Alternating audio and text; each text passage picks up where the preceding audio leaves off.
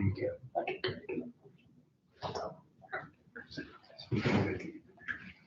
That's what city.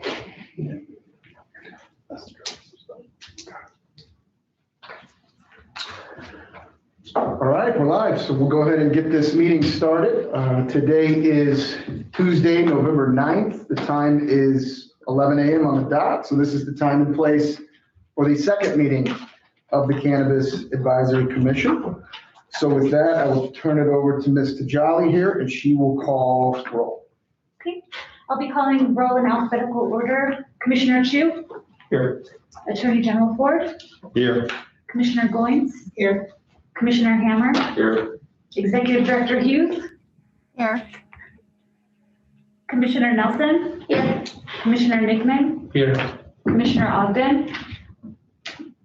Commissioner Pearson? Here. Director Tagliati? Here. Assemblyman Yeager? Here. And Executive Director Klimas. Here. Great, thank you. And Ms. Wardelove, can you please confirm that we've complied with the open meeting law requirements? Yes. Great, thank you. So with that, we can get started with agenda item number 1, which is public comment. Do we have, and before we go to anyone in the room, I will just note for the record, any comment that has been submitted prior to the meeting start will not only be posted online, but as long as it was submitted reasonably before this meeting, has also been provided to all of the commissioners. So with that, is there anyone in Las Vegas here wishing to provide public comment? Seeing none, we will go ahead and move on to agenda item number 2. This is the introduction of our newest member, Assemblyman Steve Yeager. Assemblyman Yeager, welcome to the Cannabis Advisory Commission. You are certainly no stranger to issues around cannabis in the state, given your extensive legislative work and your work as chair of the Assembly Judiciary. Also appreciate your work on the subcommittee on public safety of this body, which you also served as chair of. So again, welcome. We're glad to have you, and I'll turn it over to you if you'd like to add an official introduction. Yeah, great. Thank you, Executive Director. I appreciate the invitation. It is an honor to be part of this advisory. I'm going to get the name right. The Advisory Commission. I always want to say council or board, but Advisory Commission. As Director Klimas said, I think I'm filling the spot that is designated for an attorney experienced in cannabis. So really, through my legislative work, I've had the pleasure of working on these issues for quite a long time. So I'm just very excited to be with all of you, and I believe with the brain power that we have in this room, really bright days are ahead of us in the industry, and so I'm excited about it and willing to offer any help I can in helping this commission achieve its mission, which is to advise the Cannabis Compliance Board. So feel free to reach out if I can help in any way. Thank you. Thank you. So we'll now move on to agenda item number 3. This is the consideration of approval of recommendations from the Cannabis Advisory Commission. So how this item is going to go, we're going to go to each one of the 3 subcommittees listed here. These subcommittees have been doing quite a bit of work, a lot of work actually, over the last several months, a lot of public meetings, a lot of hours put into that, and I will thank you all separately here in a second. But what we're going to do is hear from each one of the chairs of the subcommittees. Chairs are going to briefly talk about the process, the meetings, and the recommendations that we all have in front of us today. These are the same recommendations that were posted online for the public to look at a couple weeks ago. And after each of the chairs makes their brief presentation, then we'll have opportunity for members of the commission to ask questions, to provide additional context, to make suggestions for additional recommendations that would go along with these. And after that discussion, then we'll entertain a motion from the commission to vote to approve these recommendations along with anything additional that was discussed today. What I want to make clear for the record is what is voted on by this commission today will go to the Cannabis Compliance Board as recommendations. So the board will then direct staff of the board to consider these recommendations as staff drafts the final regulations around consumption lounges. Those final drafts of regulations will then be workshopped. Likely we'll see a workshop in December on. So there will be more opportunity for public input, for stakeholder input, and for open participation by the public. So I just wanted to make sure you had understood exactly what the process was going forward. And that's why these recommendations can include things that aren't on the paper in front of you and other things that we discussed today. And all of that will be considered by the board through its process. So before we move to the public health, as I mentioned, I just want to say thank you and how much I appreciate the work that was put in by the 3 chairs and all members of the subcommittees. Both some are members of this commission, some are outside of this commission, making up that membership. By my count, there was over 12 public meetings that took place between these 3 subcommittees over the last several months as these recommendations were crafted. And if transparency and accountability is a core value of the board, I think that process certainly met that standard on behalf of this commission. And so I appreciate the work. I know you're all very busy with your day jobs, but I sincerely appreciate the work that was put into these. So with that, I think we can move to agenda item 3A, which is the subcommittee on public health. Commissioner Pearson, when you're ready, let us know what we're looking at. Sure. So we have quite a lot of recommendations. So before I get into those, I'd just like to give you an overview of how we got to these recommendations. So we had 4 meetings of the Public Health Subcommittee made up of myself, of Ben Chu, Lauren DePreet, she is from Southern Nevada Health District, Teresa Hayes, she's from the Nevada Department of Public and Behavioral Health, and Jillian Nelson, Evergreen Organics, and I'm sorry, Ben Chu is with DB Labs. So Ben and Jillian are both commissioners, and then Lauren and Teresa were brought in from the outside because of their areas of expertise. So we had our 4 meetings, and the first meeting, we had split up our recommendations into domains, which you'll see on the recommendations. So the underlined sections there are our general domains, and each one of the commissioners subcommittee members took a section to work on as the primary person, according to their interests and expertise. And so the first meeting, as an academic, I was like, this is great. We're going to draw together a bunch of information from all over the place. We're really going to get in the weeds. And so I invited a couple of colleagues from UC San Francisco who have expertise in air quality and cannabis secondhand smoke exposure to give us some information about what they know about air quality kind of research in this area. And that was a very worthwhile, 2 hours. But then I, kind of had a realization about the timeline we were on. And so we had to kind of pick things up a little bit. And so the rest of the meetings were, more of us getting together, sharing what we had learned and on our own and coming to agreement. So in general, I'm going to go over the air quality recommendations first, because I have a feeling those are probably going to be the ones that people have the most questions about. So these were mostly drawn from San Francisco and a few other jurisdictions in California, Colorado as well. And this is the section that I took primary responsibility for, given my background in tobacco and cannabis research. And the 2 main motivations for this section were, first, taking into account the immediate concern that people in public health and medicine have about the consequences of exposure to secondhand smoke, especially for medical users. So medical cannabis users who might have underlying conditions that would make secondhand smoke exposure particularly dangerous. And for lounge workers who will see a lot of exposure potentially during the workday without significant protections. And one thing I want to clarify is I'm talking about secondhand smoke exposure. So secondhand smoke from cannabis flower is likely functionally the same as secondhand smoke from tobacco. There may be anti-inflammatory or other protective mechanisms of cannabinoids in cannabis smoke for the user, but these compounds are so diffuse in secondhand smoke that they're not protective at all. So we really, I'm talking about secondhand smoke, I'm talking about the smoke that comes off of the end of a burning joint, from a pipe, also what is exhaled by a person, and primarily I'm talking about combusted products Non-combusted products like vapes and dabs also produce air pollution, not technically smoke, it's an aerosol, and they produce less, significantly less, but they still produce some air pollution. So when I talk about secondhand smoke, I'm going to broadly talk about, burnt as well as vaping and dabbing, recognizing that they're not exactly the same thing. So, exposure to tobacco secondhand smoke, we know, causes all kinds of problems, right? And exposure to cannabis secondhand smoke likely does very similar things. So it impairs endothelial function, increases blood clotting, impairs cardiac function, increases susceptibility to cardiac arrhythmia.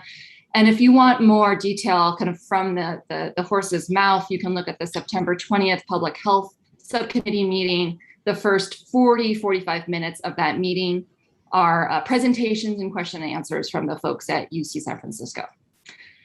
So also another motivating reason behind the air quality recommendations was that we want smoking lounges, or I should say lounges, cannabis consumption lounges, to be safe places for people to consume cannabis, both for people who prefer smoking and people who prefer edibles and non-combusted. And so really, if we think about, for example, people who have underlying health conditions, people who are medical users, they're probably not going to want to spend a bunch of time in a room filled with secondhand smoke. And, if we don't do things like create a designated smoking room, which is one of the recommendations, the reality is that the whole lounge is going to be contaminated with secondhand smoke, and it's not going to be a safe place for people like medical users, people who have underlying health conditions. So when we were coming up with these recommendations, we were considering ways to minimize cumulative exposure to secondhand smoke, because that's associated with cancer risk, and that's mostly keeping workers in mind. And then also ways to minimize exposure to peak secondhand smoke concentrations, because those are risk factors for cardiovascular events. And that's keeping both workers and patrons in mind, especially, again, medical patrons or people who are unaware that they have underlying cardiovascular disease. So with that background, the first recommendation we have is to confine all indoor cannabis smoking, vaping, and dabbing to a designated smoking room, keeping in mind that this will not eliminate risk from secondhand smoke exposure, especially for workers. So we're going to need additional means to keep them safe.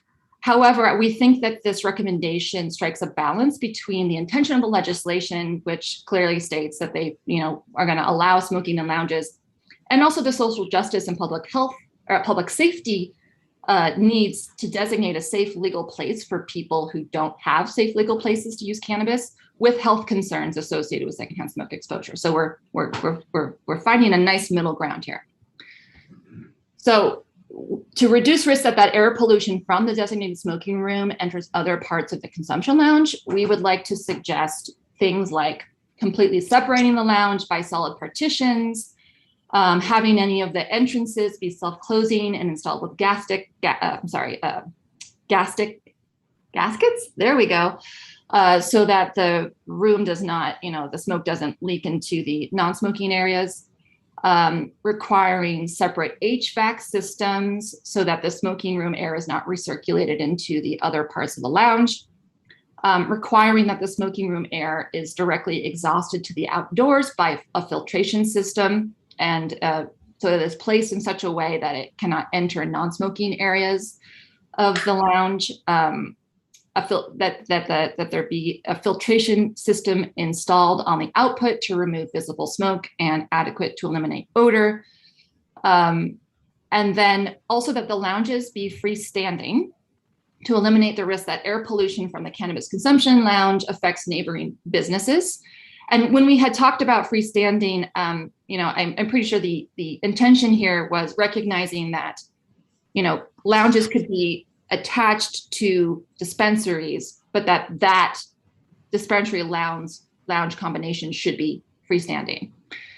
And the reasoning for that is that it is really extremely difficult to protect businesses that are in the same building as the lounge from intruding secondhand smoke, either through shared walls or attic space, or because of adjacent HVAC input output. So it's really thinking about the other businesses that need to share space with the lounge.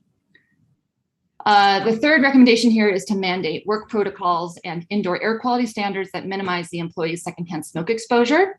So we recommended that the CCB consider using the Environmental Protection Agency's ambient air quality standards for non-smoking room lounge spaces, looking at 8-hour average and 15-minute peak carbon dioxide and PM 2.5 concentration guidelines.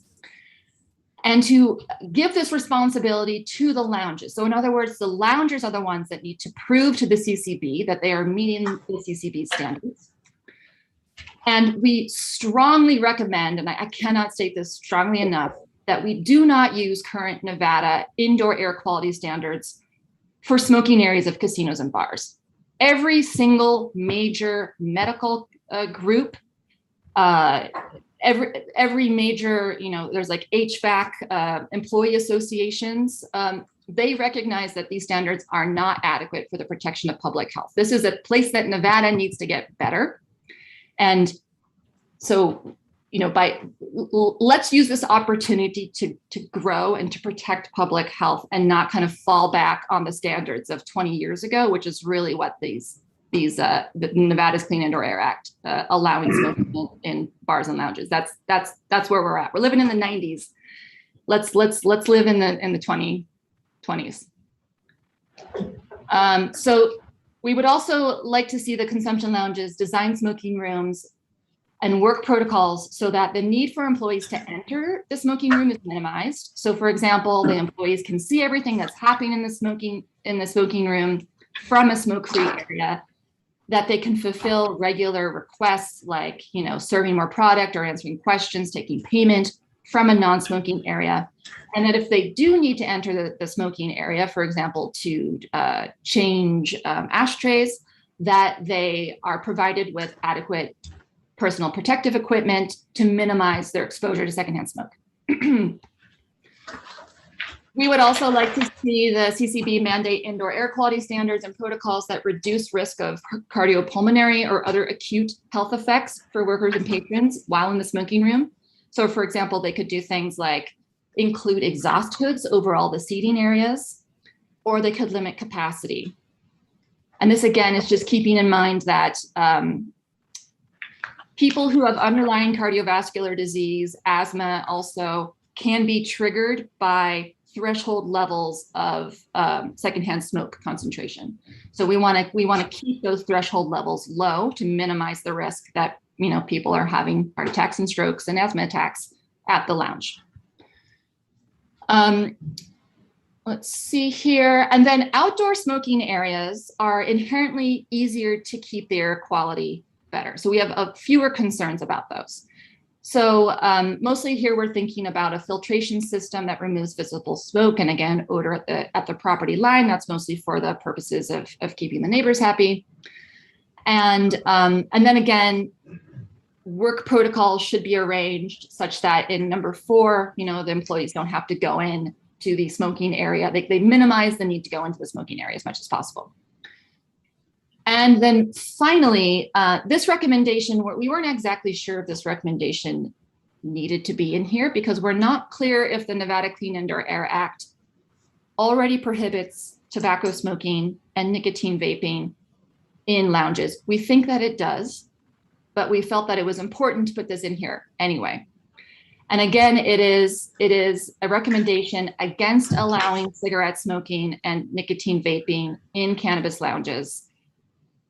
Again, just to reiterate, cigarette smoking is the #1 cause of preventable death in the United States. Indoor smoking bans discourage tobacco smoking and they encourage cessation. Nevada is not doing well on this. Let's not go backward. Let's not concede more ground.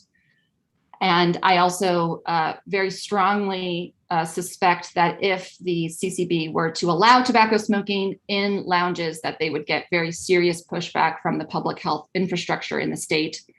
So again, not sure if this is needed, but this summarizes the feeling at the Public Health Subcommittee. So, and I should say all of these recommendations were approved unanimously unless I say otherwise. So should I stop for questions now or should I move on, Executive Director? Yeah, sure. Do I have any questions on the first portion? And we can always go back and she's finished as well. Right. Okay, great. Well, moving on. Jim, How far we are, where number where, the number are we on? I think we're up to number 7. She just finished recommendation number 7. So We just finished to clarify. 7, and I'm moving on to number 8.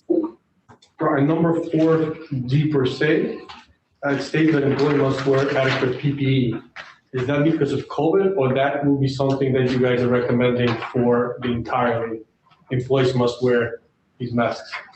That is to minimize exposure to secondhand smoke, primarily to PM 2.5. That has nothing to do with COVID. No. I have a question also. I have a question on item 2, sub-item F.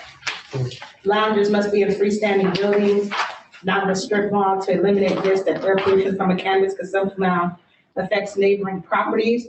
Mhm. Is this in conjunction with C? So for example, it says must have separate heating and ventilation and air conditioning system. If it's in a strip mall and it abides by C, does that qualify? Or were you thinking that, or was the subcommittee thinking that it should absolutely be a freestanding building? F was not, F and C are independent. So again, the reason behind this is that it is extremely difficult to protect neighboring businesses that share walls and attics from the air pollution produced in a smoking room. It's really hard to keep that from going into the next door building. There's a lot of research to show this. So, it's about essentially, the coffee shop next door that chooses not to have smoking, and what does this business do when there's another business that does allow smoking, and they're unable to keep the secondhand smoke from entering the business next door.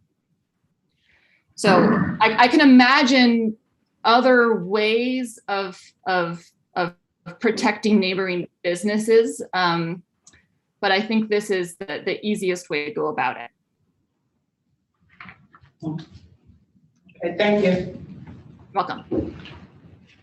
One more question. Number 5, 2 says limited capacity. Limited capacity as in based on square footage, tables.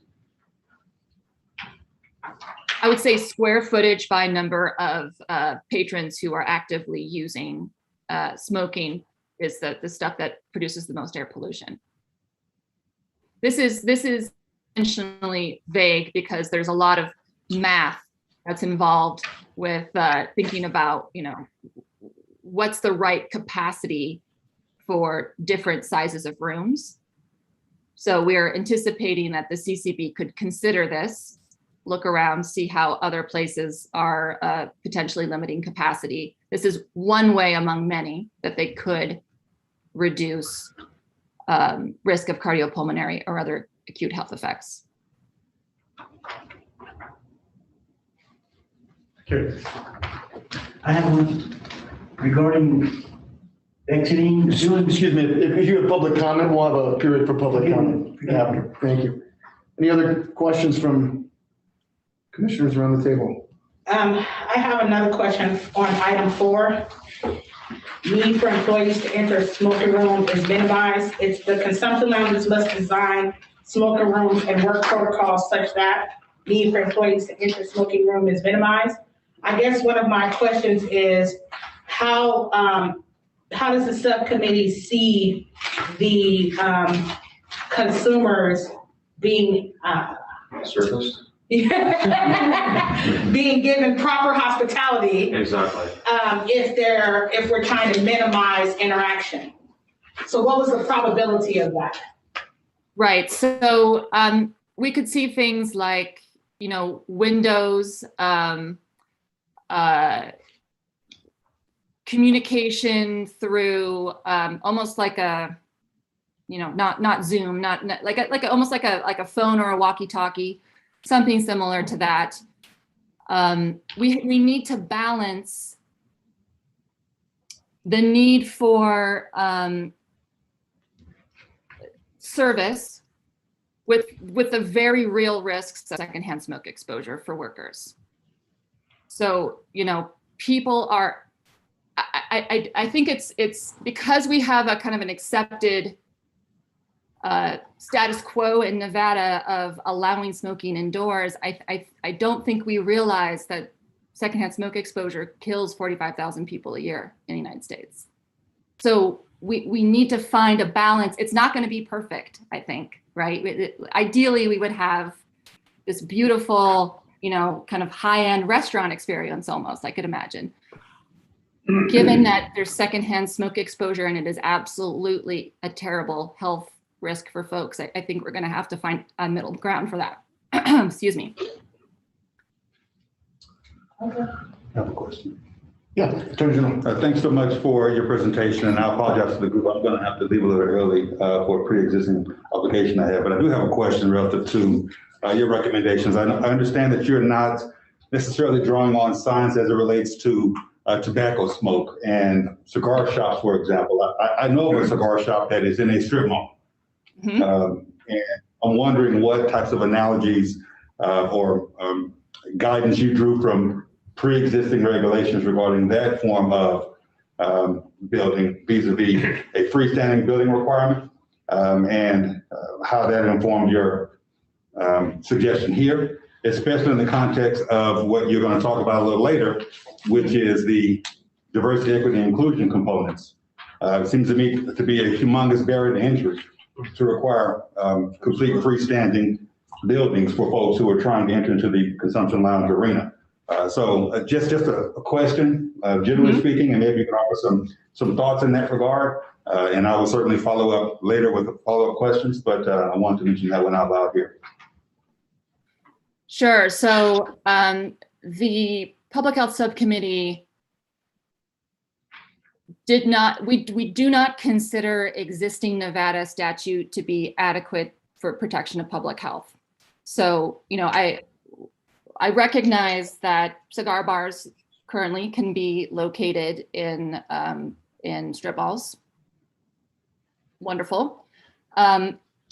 If there is a way to guarantee that the neighboring business does not have its air quality affected by the business next door, I think, you know, CCB should look at that.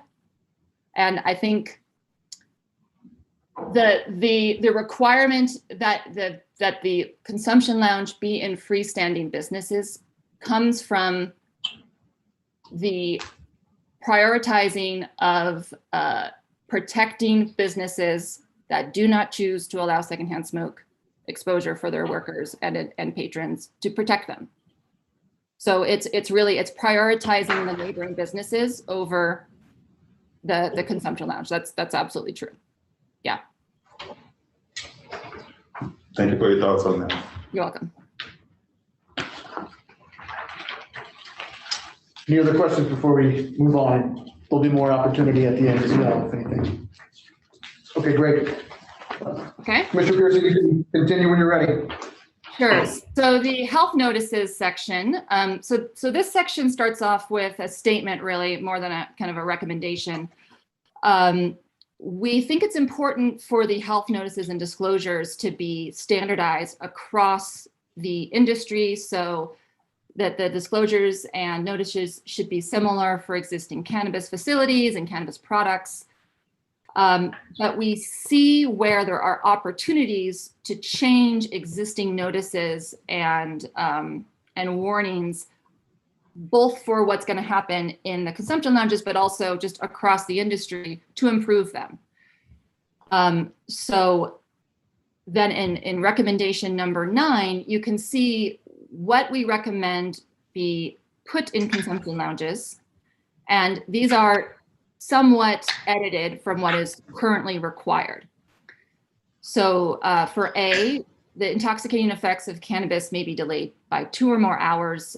Users of cannabis products should initially ingest a small amount containing no more than 10 milligrams of THC and then wait 2 hours. Okay.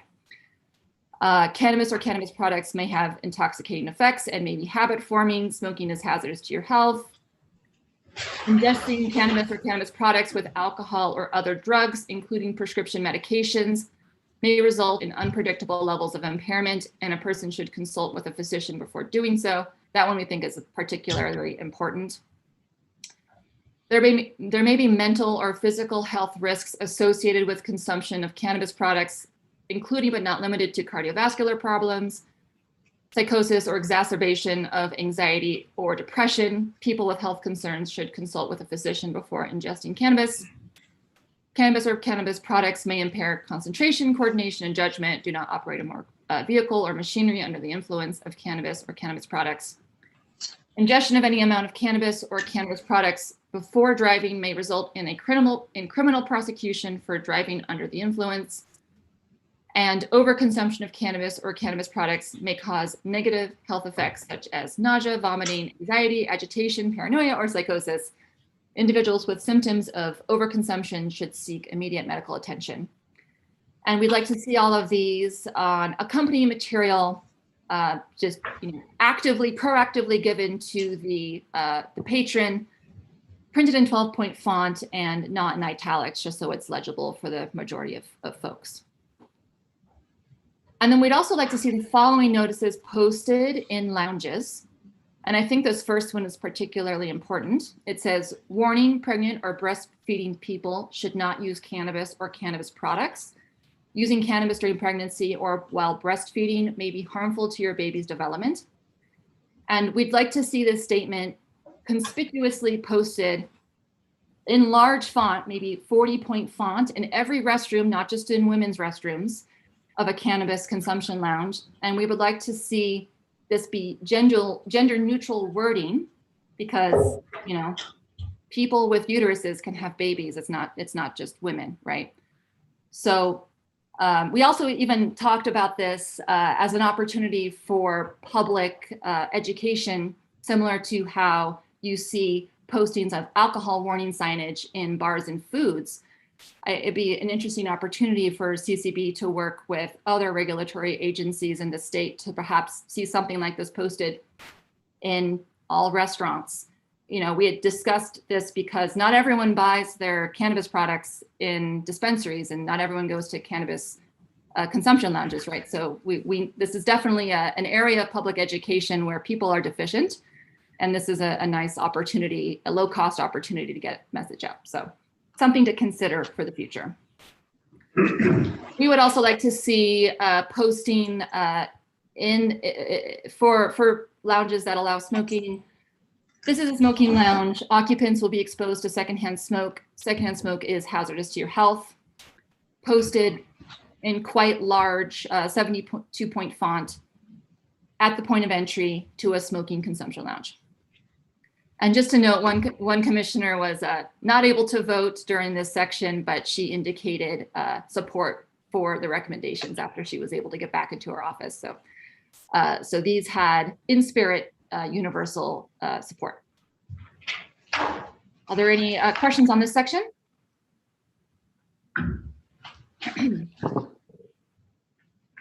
Not seeing it here. Okay, great. For the ready to consume products. So we had talked about allowing lounges to buy multi-serving items from dispensaries like chocolate bars and resell the individual pieces to consumers. This would, you know, the maximum number of pieces sold would just be limited by the current possession limit. And Commissioner Chu noted that metric may need modification to allow selling of fractional units. And we also noted that higher concentration medical items could be sold to medical card holders, but there might need to be some oversight of sharing between customers just to avoid overindulgence. And this received 4 out of 5 support from the subcommission membership. One commissioner was concerned that a limit of 10 milligrams per serving or a plate would be a disservice to consumers, especially medical consumers, and a disservice to the industry. So that's one thing to keep in mind. We also talked a lot about how to regulate the creation of cannabis-infused meals served at the lounge, such as pasta. So we thought it would be a good idea for producers to create bulk pre-measured single dosage, for example, 10 milligram cannabis oils or other shelf-stable forms, like butter, for example. Create that either in pre-measured amounts or in bulk amounts. And those products would be pre-tested and cleared by the labs and then disseminated directly to the lounges. And then these oils can be added to the dishes on site, avoiding high heat, which will change the chemical makeup of the oils. And this is really just to reduce the need to test every single, prepared plate, for example, and also to allow the consumer to order the dosage that they want in their plate. We also thought it would be important to have these ready to consume foods clearly marked with the cannabis dose on the dish. So for example, putting a sticker on the plate. This will help, consumers, perhaps 3 people order a pasta dish, so they each order different concentrations of cannabis. And so they're able to tell who got what plate. And that the customer should also be notified which part of the dish is infused, because the cannabis is concentrated in certain areas of the dish. It's not equally distributed throughout the dish. Obviously, allergen information should be included in the cannabis-infused dish menu. We thought also that lounges should allow limited sharing of cannabis items bought on site with consideration for transmission of germs, obviously.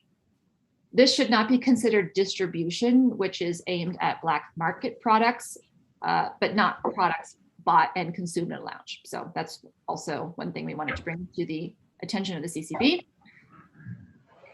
We thought that also, since no leftovers may be removed from the lounge, that products should be sold in smaller quantities to minimize waste and reduce the risk of overindulgence.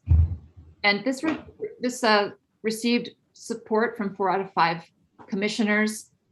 One commissioner noted that she hoped that this recommendation would not be required if the prohibition against leftovers was removed. And another commissioner agreed that the prohibition on leftovers didn't really have a clear public health purpose. So I think we would be in support of removing that prohibition. The consumption lounge storage and disposal practices we think should be the same as any other industry standard. And we also recommend that the lounges should be able to purchase from cultivation and producers directly, because they may need to purchase specialty products that are only consumed at lounges, such as these bulk culinary cannabis oils. And we thought that purchasing through a dispensary is a disadvantage for independent lounges, and we didn't see any public health reason to not allow that. So that's that section. Any questions on that? Yeah, number 19, just to clarify, the cannabis oil, kind of correlates to some of the stuff related to the meals created in the lounge, but effectively, are you suggesting that all products should be, able to be procured from a cultivation or production facility? Yeah, yes. And I guess just in the sense of, in terms of, existing competition with dispensaries, as the new licenses are coming online, I understand, the point of the disadvantages for the independent lounges, but effectively that's cutting out the dispensaries from the supply chain and the regulations before it, correct? I mean, doesn't that create more competition for the existing dispensaries in some sense as well? If they're able to basically bypass them and procure that? Could be, yeah, but I think this would need to be considered in conjunction with the leftovers prohibition, right? So if people can go to a lounge and they can't bring leftovers out, then I think your concern is kind of moot, right? Potentially minimized, but yeah, if the other one is also considered as well, right, then effectively they're becoming almost a pseudo dispensary. That's true. That could be true. It's a good point.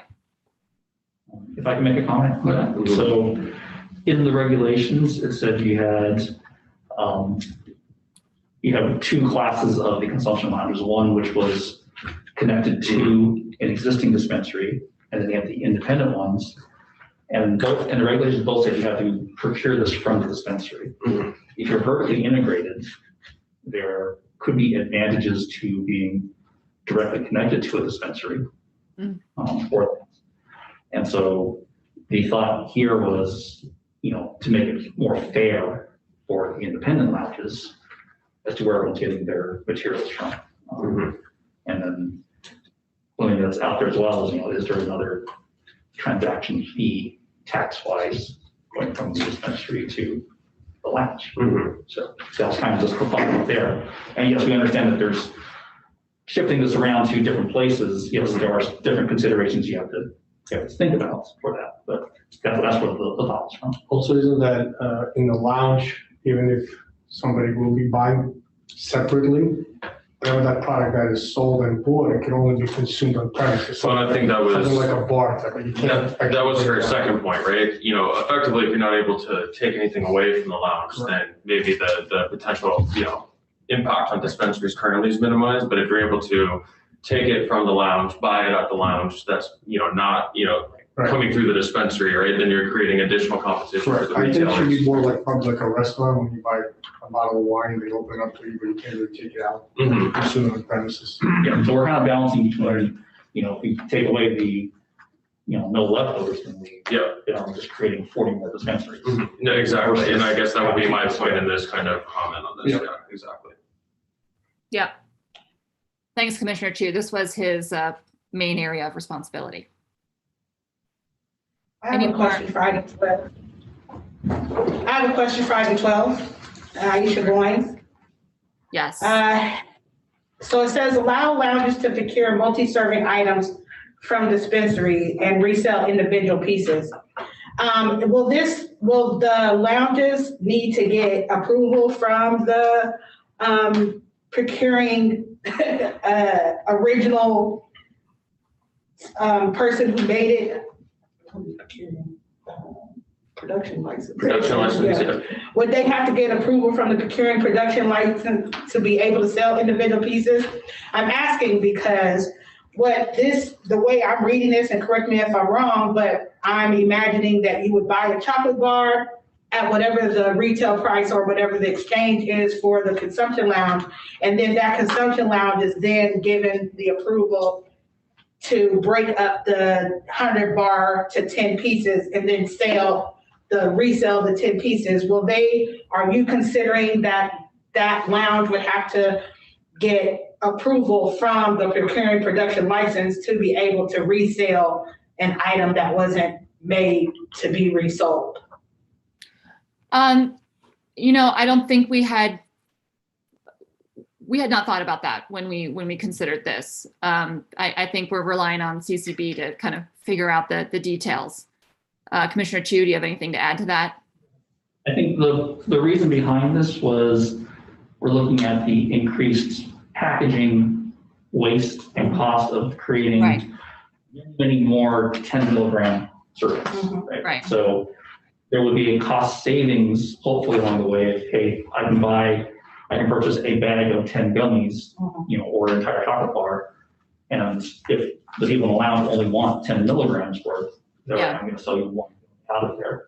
So the way to track this, that's the whole point there, was that metric we need in adjustments to allow that transaction to occur with a fractional unit, 1/10 of that candy bar, or one piece out of that 10 bag. I don't disagree that this is a good idea. I want to be clear.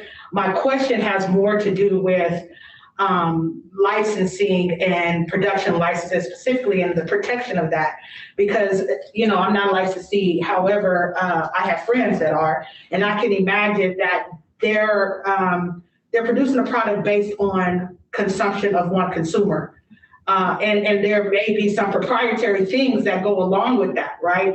And so I just wanted to be mindful of those licenses and those IPs that are attached to that and how that looks in secondhand distribution. So, I think it's a great idea. I think it makes sense, especially as it relates to packaging. I just want to make sure that we're considering all the components of the industry when we're talking about redistributing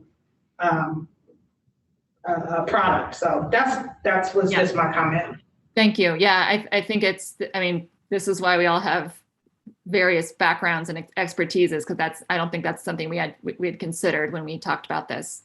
So it's definitely something the CCB would want to take into consideration. I do not envy their job figuring all this stuff out. Not at all. Not even a tiny bit. Any other questions on this?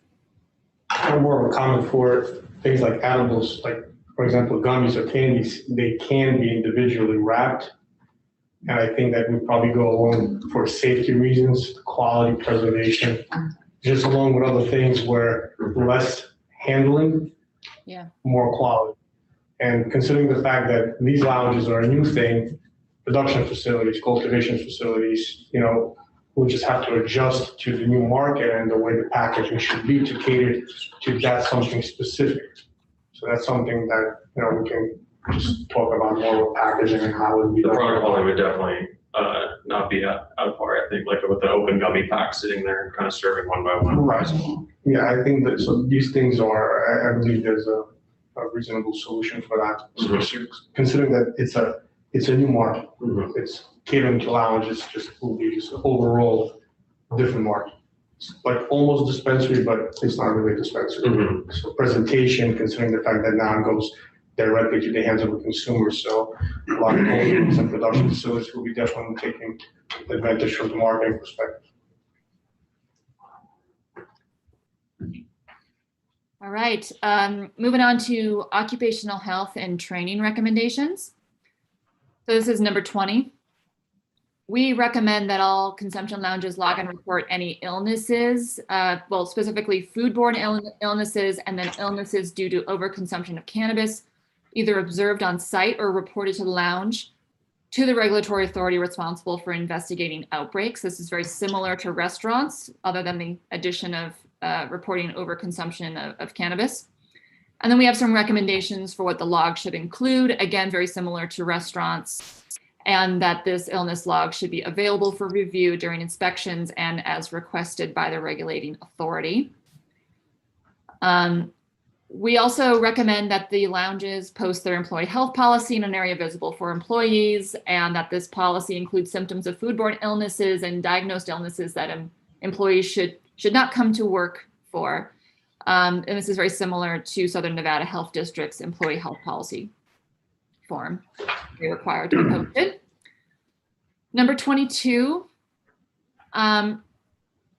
similar to number 20 is, I should clarify, has to do with patrons.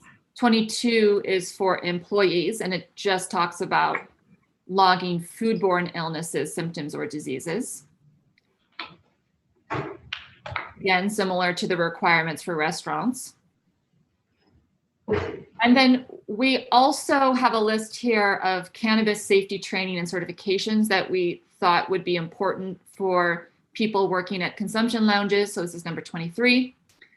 Namely, clinical effects of the cannabis on the human body, methods of identifying overconsumption, methods of preventing sexual assault and disturbances of the peace, methods for preventing attempts to drive while intoxicated, and then what are the applicable state and local laws. And we thought that this recommendation could be met either by Nevada developing its own specific training, or we also found several existing trainings out there. So this can be outsourced or Nevada can take it on. And then for number 24, if the lounge serves food, including beverages or snacks, we want to require staff to obtain a food handler card or something equivalent. And there's some options here. The food handler card could be from the local health department, though we should be aware that not all health departments in the state offer this service. So for health departments that don't offer it, there are also national available trainings such as ServeSafe, where lounge employees get this food handler card. And I should note that 4 out of 5 commissioners supported this recommendation. One commissioner was concerned that since only Southern Nevada Health District actually requires food handler cards, that other jurisdictions would not have the capacity to require this training. But then other commissioners mentioned this serve safe, national, easily available training. So, we think there's ways around this concern. We also recommend that if the consumption lounge serves food, including beverages or snacks, that they should have a certified food protection manager on site. This is available from various companies and is also, again, similar to requirements for restaurants in the state. We also thought that consumption lounges should have a written plan. In addition to training their employees, they should have a written plan with instructions for how to address the following situations: overconsumption, sexual assault, and attempts to drive while intoxicated. Number 27, we recommend that food regulations in consumption lounges follow local state health authority or adopt equivalent regulations modeled after the FDA food code to address all aspects of food safety. Number 28 and 29 are related. So 28 focuses on what's called temperature controlled for safety foods, TCS foods. So these are foods that if they were stored at the wrong temperature before preparation or after preparation were maintained at the wrong temperature, they would be potential vectors for foodborne illness. So you could think of, dairy meat, foods that require refrigeration, et cetera. So, talking with the people who have experience with this on the commission, they recognize that temperature-controlled foods are kind of the foods that could potentially cause the most problems at cannabis lounges, and considering the extra layer of difficulty that comes with cannabis-infused foods, the Commissioner Dupree, who led this section, recommended that CCB consider putting off allowing temperature-controlled food serving in consumption lounges until they have kind of the rest of the food serving regulations nailed down. Essentially recognizing that this is a kind of a advanced level potential problem for foodborne illnesses. So get the easy stuff done first and then move on to the hard stuff. That did not receive full support, and I realized that I did not write down the number of commissioners. I believe 3 out of 5 voted for it. And so 29 was considered kind of a compromise recommendation, essentially just saying, hey, CCB, you should really look at temperature controlled foods separately, get all the stakeholders from the state in a room, because again, there's concern about who has authority over what. It's really not clear. Concern about health department capacity to take this additional inspection on. How do we deal with cannabis infused foods? Just a lot of questions here. So, again, 28, 29 kind of related, but everyone could get behind 29 at least. And then number 30 concerns people bringing in vape pens, pipes, or other devices to consume cannabis. So we thought that devices should either be brought in by a customer or provided by the lounge. If it's brought in by a customer, staff need to verify that it's empty upon arrival and departure.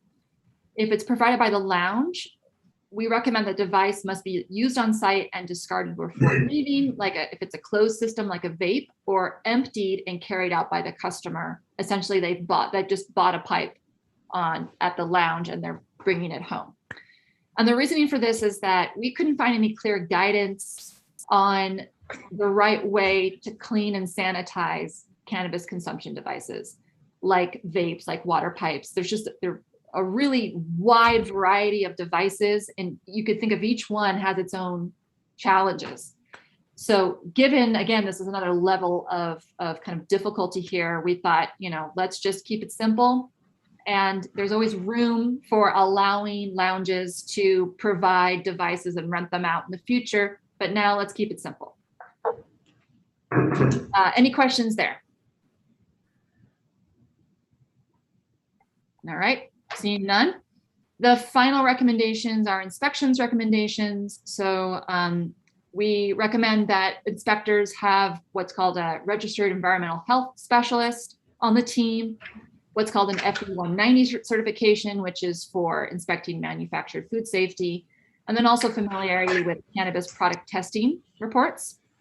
And we recommend that health departments and CCB inspectors should work together because, the experts on our subcommittee really didn't see that there could be an individual, at least right now, who would have all of the necessary training and background to inspect consumption lounges at the level that they need to be inspected.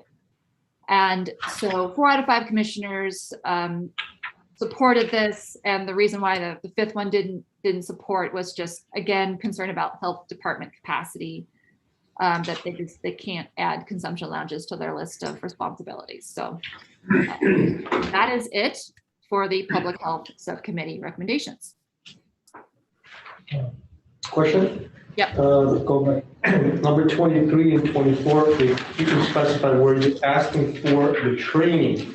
Is that for specific employees, the management, the owners, or all the employees? And the reasoning behind my question is these trainings are very costly, and for the employees, it's quite a burden to go through all these, as is the industry we're asking to certify or ask for pretty much everything and anything.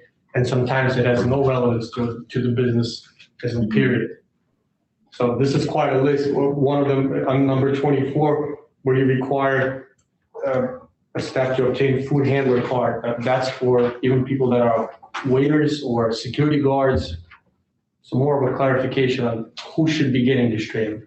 Right. So we didn't talk about that explicitly, but my feeling is, and commissioners. Commissioner Chu, Commissioner Jillian, I don't know why I'm blanking on your last name. Please, please clarify, jump in here if you remember better. But, our conversation for number 23 was really for staff on the consumption lounge floor. So, Jump in on this. Jillian Nelson for the reference. So certified food protection manager, like food manager certifications are already a requirement for production establishments. Correct. Got one right now. I know, but Yes. only one, use of one, but not for. yeah, that's just for one person at the site. So we have it, right now the state law requires production facilities to have a food protection manager at all times on staff while the business is in operation. So our facility has 3 of them. So if one of our people is missing, we have another person as backup, so on and so forth. The idea with requiring food handler cards for the agents at a consumption lounge that would be serving food is similar to the standards that are upheld at the Southern Nevada Health Districts for restaurants, wherein anyone who is handling food, not necessarily like a janitor per se, or somebody who's like a hostess, anybody who's actively handling products that are going to be served and eaten by consumers, they have to have a food handler card, not a certified food safety manager card. So this is just kind of continuing on with standards that have already been upheld in the cannabis industry and in the restaurant industry here in Nevada. Right. And for 23, we were talking about this is for people who are on the floor, right? Like, for example, management wouldn't need to, take a training about preventing sexual assault and disturbances of people. Well, company management that is not day-to-day on the floor, I would say. Does that reflect your understanding as well? I'm making eye contact with Commissioner Nelson. She can't tell though.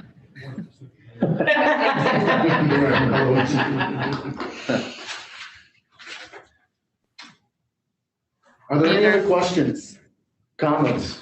I'm sorry, Commissioner Pearson, for jumping in. No, that's okay. Around this item. I just had a question for you, Director. So are we going to go over like all 3 of these and then approve, or are we doing one at a time? In terms of how you wanted to do it, because I have some comments, but I don't want to make them if it's not the appropriate time. Got any comments on the public health? So I think now would be a good time. I would like to take these, all of the public health recommendations as a whole. So what we went over here, but and I was going to maybe craft the first motion, but including some of the discussion points that we discussed in that motion for consideration. But yeah, I think this would be an appropriate time if you had any additional comments. Yeah, great. Thank you. So, number one, I want to thank Commissioner Pearson because in looking at what she had to deal with, I feel like doing the public safety one, maybe I had it a little bit easier because these are some really tough issues. And when I read the recommendations, I think they come from a place of public health. And that was the task given to the public health subcommittee. I personally think that perhaps some of the recommendations are more restrictive than might be necessary. But at the same time, I guess, for instance, a couple of things. One, a lounge being in a freestanding building, we've heard some concern about that. I also think that perhaps not all lounges are going to be having smoking, vaping, dabbing. So not all of them may be created equal. If you're just serving food, maybe those kind of considerations about secondhand smoke and public health don't come into play. And I have some concerns about creating an additional air quality standard that would be different from what is in statute. I certainly understand where that recommendation comes from. And I think if the Public Health Committee were to recommend anything other than that, I would be concerned about it. But just looking broadly as the way we operate as a state, perhaps we have some work to do there, but I do have some concerns about different standards. But all that being said, the way I sort of see this is each subcommittee is going to make the recommendations. And then as Commissioner Pearson mentioned, it's up to the CCB with their workshops and receiving a lot more input to sort of synthesize these to have them make sense.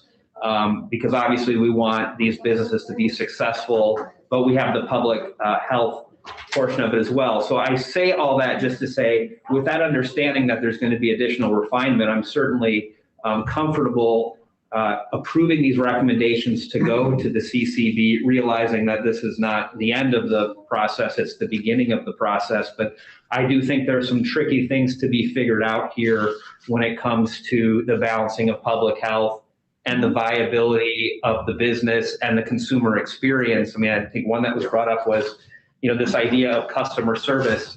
People aren't going to go if you're behind a wall and you're not interacting with people. So I think that's a real world concern. On the other hand, we've got to protect employees and the public. So, I'll just sort of leave it at that, but I just wanted to make that sort of clear. I appreciate the work, but I think that balancing act still has to happen down the line. And I have every belief and faith in the CCD that will happen, because the workshops, I think, are going to be robust and full of public comments. But given the time that the subcommittee had, I think these are very worthwhile recommendations for the board itself to consider. Thank you. And I would just add to that, from my perspective, again, to reiterate, the commission is not voting on what will be the regulations, right? The commission is voting on what will be recommendations that the board and board staff will be considering as they draft the regulations, which will also then go through a public workshop or two. So, any other questions, comments on the public health recommendations from the Subcommittee on Public Health? Okay, so just coming from the rest of the past, one of the things that maybe we should consider, I'm just trying to picture in my head how that lounge would look if you have a glass box in it, ultimately, with people consuming, but the rest outside in the lounge doing exactly what? The assumption is if you walk into a lounge, you are there to consume the product. You're fully aware there's a lot of great signs that are there. I think mostly the concentration should be how do we protect the employees that are there to work, and maybe to actually build that glass box or whatever it is that has enormous exhaust fans and things like that, so that employees are there when they're not working. That would be something to consider. But to have, I'm trying to picture, like when you walk in, you have a room inside the room and then inside another room, or it just seems to me a little bit I would agree unrealistic with that concern as well. Yeah. That's all. The lounge should be a lounge where people, because one of my biggest thing, and we'll go through pretty much every recommendation, and everyone did phenomenally, by the way. I watched every on the YouTube or whatever it is, an enormous amount of work. Sometimes I watched it twice because I just couldn't sit 2 hours. But great work, everyone. It was just phenomenal output, great skeleton. But the whole idea for me per se is to make sure that these lounges will work succeed. Otherwise, otherwise it makes no sense, pretty much. And I think that it's our responsibilities to recommend to CCB something that is workable, not something that, well, here it is, and then you guys go break your heads. That's all it is. So just a suggestion. Thank you. Can I respond to that? And I really appreciate what everyone has said, and I completely agree with that. I recognize that we need to balance public health concerns with the need to get this industry off the ground. I also don't want us to assume that some public health requirements are unworkable before we give them a chance to try. We live in a world where people are very innovative. And I can see a going into a lounge with a smoking room where it's actually pretty cool looking. I could see a lot of places in Vegas, especially, using that to their advantage. So I want to make sure we keep in mind that secondhand smoke exposure, especially for employees, is something we need to minimize to the greatest extent possible, so that we don't have people, 10 years from now who are suing consumption lounges because they got cardiovascular disease, and they can point back to their work at a consumption lounge.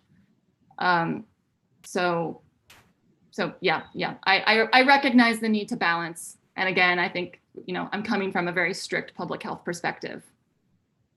Yes. Thank you, Commissioner. So at this point,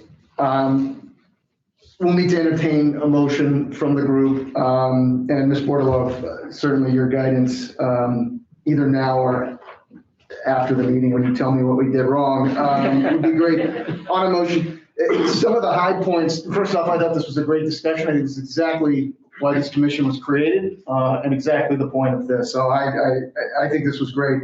Some of the top level issues that I heard during this discussion as it pertains solely to the public health was ensuring, with not only the building being freestanding, but the building design in itself, that ensuring that there's a balance between social equity and barriers of entry, hospitality, and public health when you're considering those things.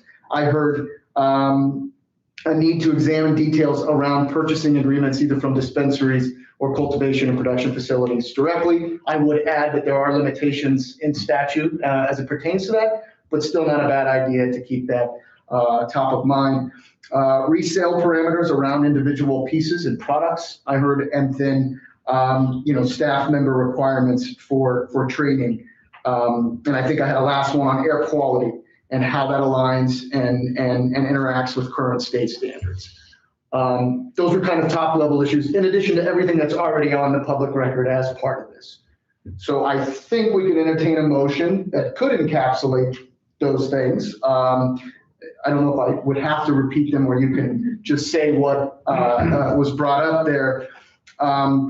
And then again, we'll take a motion. We'll have to have a second to take a vote, but then there'll be additional opportunity for any commissioner to add any additional record before the vote takes place. So hopefully I laid out somewhat of the ground rules.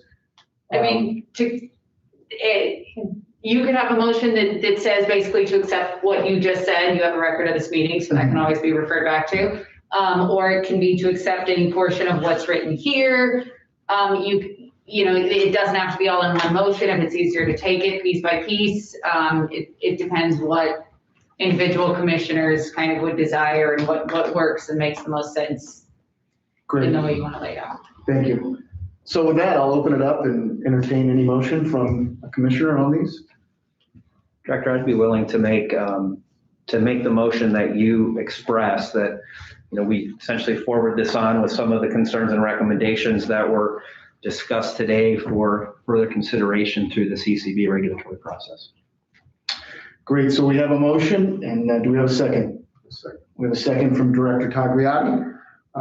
With that, is there any additional discussion or any additional record that a commissioner would like to put on the record? I should go on for the record. I just want to make sure that we're saying we're moving this public health forward with additional comments. Perfect. That's correct. Director Clements, one thing I just wanted to mention in case it was helpful, when we talked about what the the consumption lounge would look like. I have had the opportunity to go to some of them in San Francisco and see them, and I will tell you they're a little different because it's the dispensary with the consumption lounge inside. In that model, there was like the desk where you would purchase product, and then there really was a separate room with a separate entrance that was sort of walled off. And I can tell you, when I went into that room, I smelled smoke. I knew I was in a consumption lounge, but they had some big apparatus over the door that sucked up all the smoke. So once you came out of that door, you didn't know. Contrast that with Nuwu here in town, which I went to a couple months ago, and I tell you, they have the dispensary and the consumption area in the same building. There is not a door. It is open. It's an open area, and I'll tell you, I was a little surprised because I did not smell anything in that facility, whether I was in the dispensary part or the consumption lounge part. So I just want to sort of mention that I don't know what technology they were using there, but it was very effective in taking that smoke away. And so I'll just kind of put that out there because we had this idea of a solid partition or an enclosed room. And I'm not saying it shouldn't happen that way, but I think there are perhaps some models that are happening here that seem to be very innovative. And so just ask, through that process to maybe take that into account, that there may be other ways to do it. Sure. Anything else from any commissioner? All right, well then we'll take a vote on this. All those members in favor, please say aye. Aye. Aye. All those opposed? All right, well, these recommendations on public health and pass unanimously. Commissioner Pearson, thank you again for all your work, and your members, Commissioner Nelson, Commissioner Chu as well on that subcommittee, and then of course, the two additional members who are not on this commission. So thank you for that. Yeah, thank you. And I, again, I just want to thank my subcommittee members. That was a lot of work. We got done quickly. So well done. Great. So with that, we'll go on to agenda item number 3B. This is the subcommittee on public safety.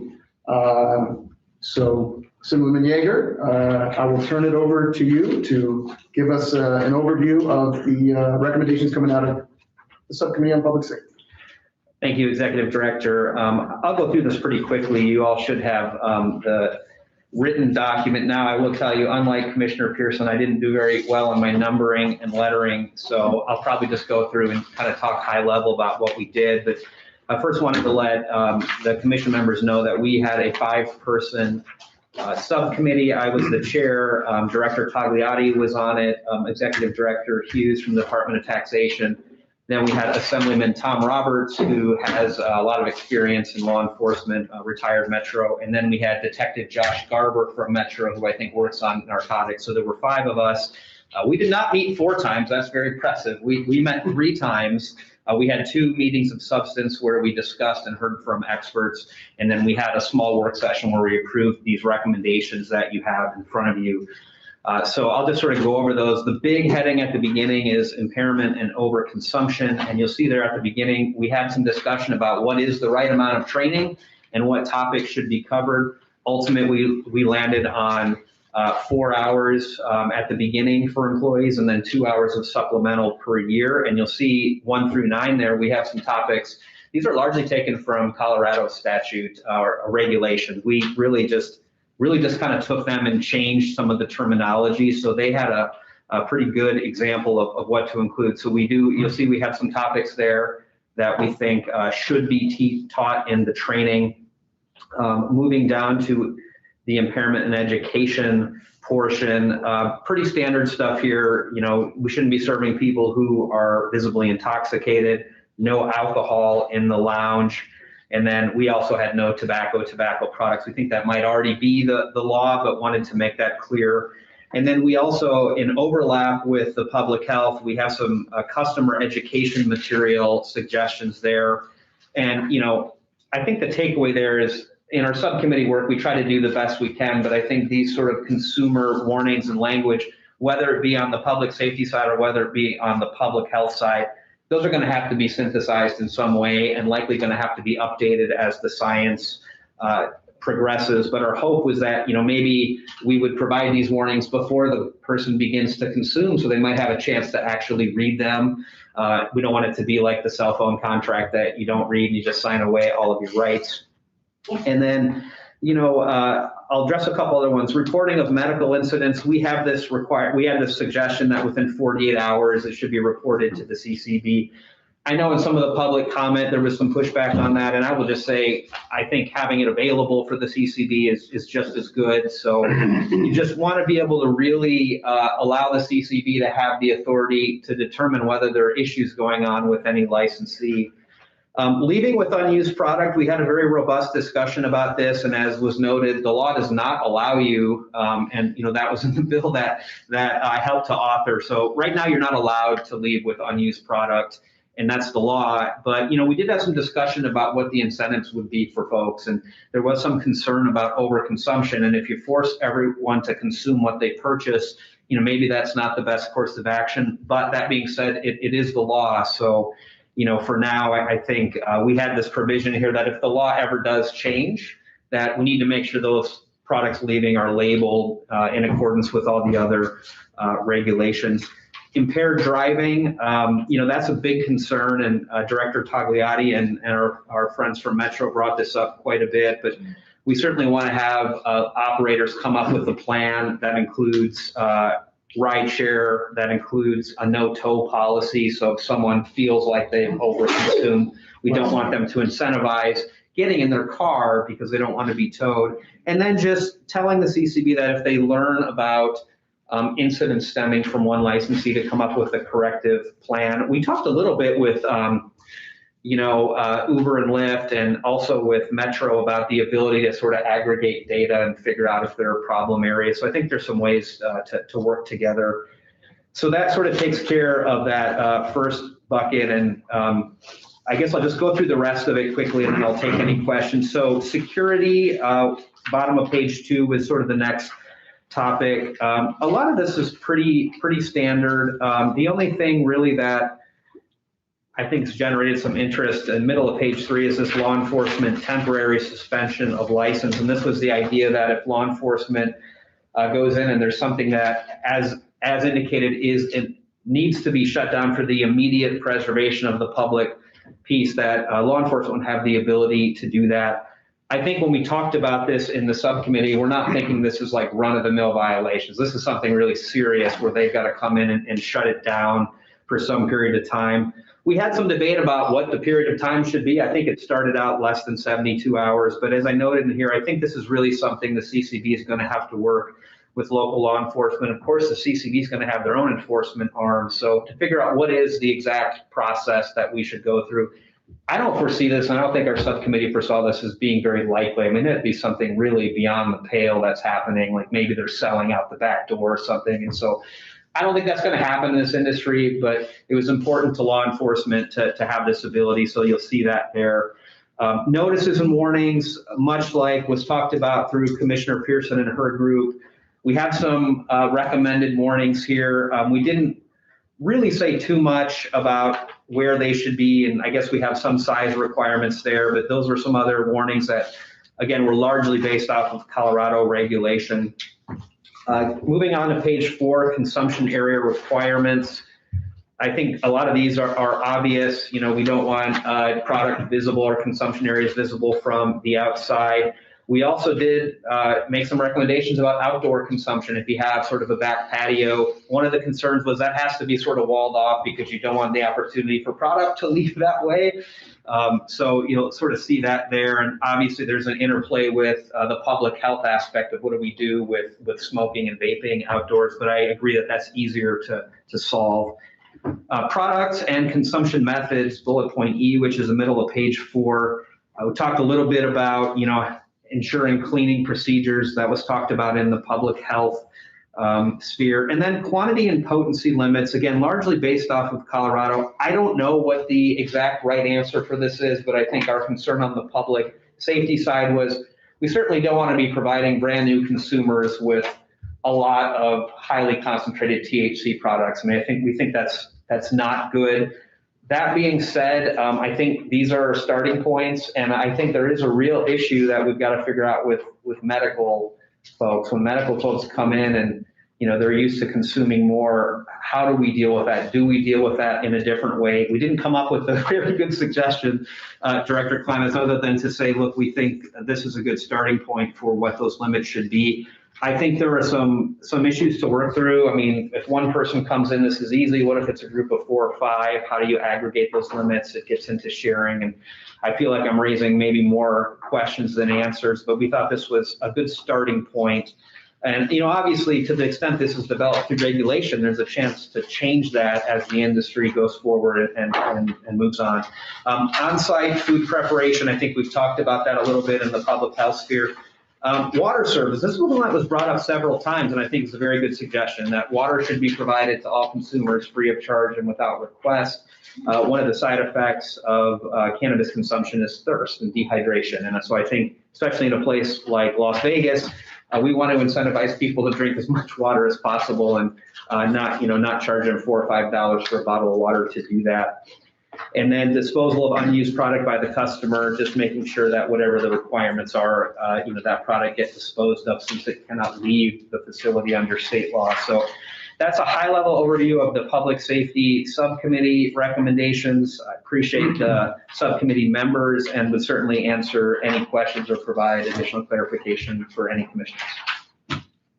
Our Director Tagliani, I don't know if I missed anything. No. Okay, perfect. Questions? Any questions? I got a question. More of on the law, 2 comments basically. Thanks, everything is great and an enormous amount of hours into this. Under the law enforcement temporary suspension, I have some kind of an issue with the word suspension. Should that be under CCB? Maybe stop working order, something along those lines, but suspension of a license, I think that's something that should be done by CCB, not by a police department or fire department. That would be just one comment. And then another one. When you say providing water, is that a tap water or bottled water? I think it could be any. I'm not trying to recommend bottled water, although the Vegas water coming out of the taps maybe not the best. Hopefully, Southern Nevada Water District's not listening in, but. I think as long as you provide something that would be useful. Right. Yeah, and to the suspension point, I think this is something that has to be figured out between CCB and local law enforcement because, the CCB really is pretty new, right? So I don't know what the powers are going to be there, but the concern was just if something really bad is going on, someone's got to be able to step in and say, we're shutting this thing down until we get it figured out. Whether that should be local law enforcement, whether it should be the CCB, I'm not sure. In working with Metro, they did tell me that typically they have that ability under local code already. So if you're licensed by the city or the county, there are already provisions for certain kinds of businesses where they can come in and do a temporary suspension. And I think some of that is because our county and city agencies really aren't working on the weekends, right? So if it's a Saturday night, they're not going to be able to get somebody on the phone. I don't know how CCB is going to work if they have the ability to be available on a 24/7 basis. I think that would certainly be a good suggestion to get them involved to make the final call about what happens. But so that was sort of where that came from. And I think the details are going to have to be worked out and exactly how that would work, not just in Las Vegas, but if we have facilities in Reno and if we have them in rural areas, it's just very different in terms of the law enforcement and response time. I think to add to that, that 48-hour piece was brought up principally by Metro, and I took it as a first responder type event. So if there's an emergency and we need to shut business down for 48 hours, not a protracted investigation into whatever. The funny, before you said that there were public comments that threw back, I actually made a comment of 24 hours. I thought 40 hours was too long. Yeah, I think originally I had 6 or 8 hours in there, and I think Metro's concern was if someone's not available on the weekends, we got to be able to come in on a Friday night and close it down. So I guess that would get you to Monday. But what that exact time frame is, I mean, I don't know. And again, I remain very hopeful that we're never going to have to invoke that provision because these licenses are privileged licenses, and I think folks are going to realize how valuable they are. But in the case that that's needed, I think it's important to have that ability, but leave the parameters of that to the CCB to figure out how best to do it. Yeah, the last comment, the last one where it says disposal of the product, just to make it kind of more details. Suggestion would be to keep daily logs as in daily and to do it on the cameras. Yeah, good suggestion. Thanks. Commissioner Pearson, looks like you have your hand raised virtually. Yeah. I'm wondering, what's the intention behind the quantity and potency limits? What problem were you trying to solve there? Well, I mean, mainly what we were trying to solve was potential overconsumption, particularly with, in the Las Vegas area, I think a number of consumers who will be there will probably not be experienced with cannabis. So much like your warning about wait a little bit of time, we were trying to sort of address that. And I think we did take this language directly from Colorado, but that was the main concern, was just we don't want people to overconsume and have very bad experiences. Right. Yeah. We talked about this. Commissioner Nelson brought up some concerns because we had talked somewhat about this also. And I think where we came down as a public health subcommittee was, people's tolerances vary wildly. And as does, concentration of the inebriating aspects of flower, for example, by strain, right? So it's challenging to put a number, 2 grams of flower is going to mean something wildly different depending on the strain, for example. So, I do wonder if instead of thinking about, you can't have any more than 20 milligrams each time you come into a dispensary, if there should be more about employee training and identifying people who are new users and putting them on one pathway of, here's 10 milligrams, wait 45 minutes. And then if you want more, you can have more versus, hello, I'm an experienced user. I have a medical card. Let's go for it. They have a different, I think if we put limits, it will not reflect what the consumers want. You might actually be driving people out of the lounges into places where we don't want them to consume, where people of color have more interaction with law enforcement, where like people are doing stuff in their casinos, which, is not great. So I would like us to maybe put an asterisk on this for CCB. Yeah, and I certainly agree with that. I think it's an interesting issue, particularly in tourist destinations, because we just don't know yet, because we don't have them up and running in terms of what the customer mix is going to be, local experienced users versus, tourists, some of whom will be experienced and some of whom will not be. And I think it's sort of aggravated by the edible discussion because, obviously edibles take a lot longer for somebody to feel the effects versus flower or concentrate are going to hit you a little quicker. But I agree that there has to be some kind of flexibility and some kind of balance because, people aren't going to go if they're not getting the product they want, if they're not having the right experience. So I definitely appreciate the suggestion of an asterisk. And I think this is one that we just got to try to figure out who's in the best position to determine that. And so thank you for the suggestion. Yeah, thank you. I actually have a comment on the same topic. So right now, the current edible limits for a max THC amount that can be sold in one package at the recreational level is 100 milligrams in Nevada.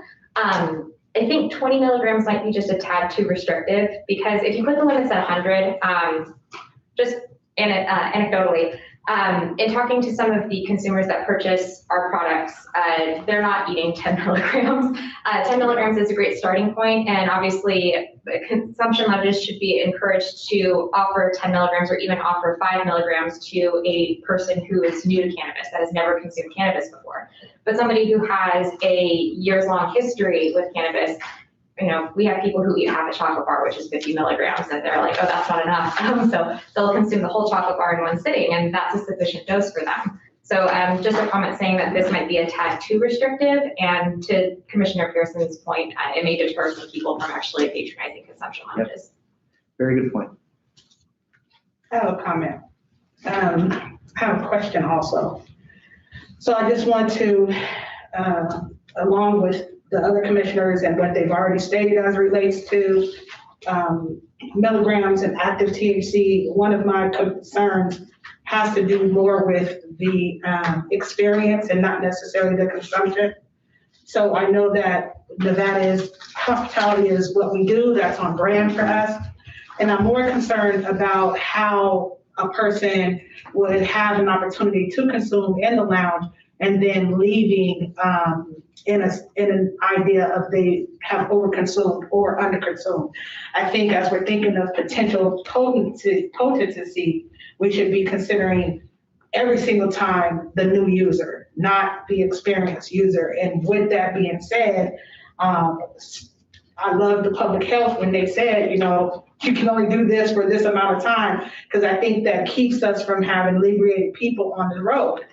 It's going to keep us from having overconsumption. And so although we would say that, you know, there are users and medical users that can consume this amount, that absolutely shouldn't be the average. And we should be thinking of the average consumer and not the exception consumer. And so I want to just kind of throw that out. I don't, you know, that consumption amount is 10 milligrams. I don't necessarily think 20 milligrams is a far reach to say in this one sitting, this one time, that is the consumption level, because we're going for an experience, not for them to leave completely elevated. But I do also want to draw attention to the law enforcement temporary suspension of licensee. I am, you know, anytime we're talking about law enforcement, I find myself tongue-tied, right? Because there's a little person in me in my head that's screaming, and then there's the other person that shows up and I have to speak with her voice. But what I want to say is, what I would love to see is a referral base, not necessarily that law enforcement has the authority to do this. And when I say referral base is because in last legislation, I do know that the Cannabis Compliance Board has been made available to act as state police. So because that is the case, I don't see why we need a second enforcement body. I think it makes more sense to have law enforcement be able to refer in, and then that the Cannabis Compliance Board operates as they have been designated to operate. I'm not comfortable with another law enforcement board, and the reason I'm not comfortable is because we do have social equity applicants that will be coming into this industry, and I want to leave the Cannabis Compliance Board in the ability to protect and to provide the right compliance arena for them to succeed or to be reprimanded. So I'm sure that we're not thinking that far in ahead, but I am, because, you know, in some of these cases, their only experience with law enforcement has been to have a slap on their wrist. And so that doesn't always show up as, you know, in the best light that we would want. So I would hope that, not taken away from law enforcement to do their job, but then also as it relates to closing something, that being a referral base back to the CCB on an emergency basis, because, you know, I'm sure that timelines will always be unique, but that they're able to be the enforcement body of whatever needs to be closed in whatever timeline that looks like. Again, I just, this was brought up by our folks with Metro, and I think that the intent is definitely for first responders, be it a fire, be it a felony or some sorts like that, to articulate the fact that they had could shut down the business for X amount of time.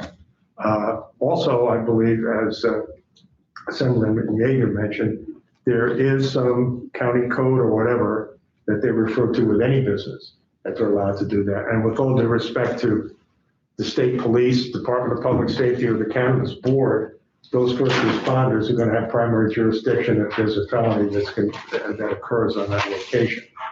I don't think this has anything to do with internal investigations or anything like that. I know that wasn't the intent listening to those individuals from Metro. That's totally different. And then when we talk about any kind of investigations, I think that the executive director and I have had discussions about the resources he has and the resources the state has to support that. This would be, in my opinion, based on the meetings we've had, strictly a first responder, fire, felony, something horrible that's happening and they need to cordon things off, et cetera.